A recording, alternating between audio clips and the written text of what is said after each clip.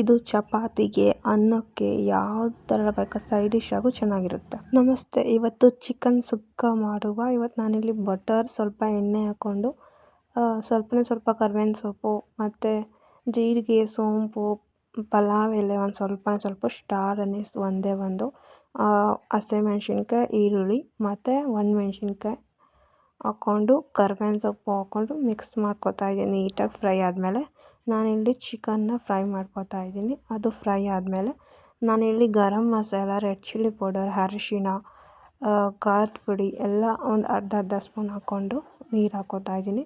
Next ಇಲ್ಲಿ ರುಚಿಗೆ ತಕ್ಕಷ್ಟು ಉಪ್ಪು ಹಾಕ್ಕೊಂಡು ಕ್ಲೋಸ್ ಮಾಡ್ಕೋಬೇಕು. ಅದಾದಮೇಲೆ ಒಂದು 10 ಮಿನಿಟ್ಸ್ ಆದಮೇಲೆ ನೋಡಿ ಯಾವ ಥರ ಚೆನ್ನಾಗಿ ಸ್ಪೈಸಿ ಆಗಿದೆ.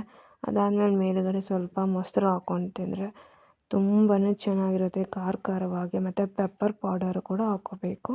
ನೋಡಿ, ನೀವು ನೋಡ್ತಾ ಇರ್ಬೋದು ಎಷ್ಟು ಚೆನ್ನಾಗಿದೆ ಅಂತ. ಒಂದ್ಸರಿ ಟ್ರೈ ಮಾಡಿ ನೋಡಿ.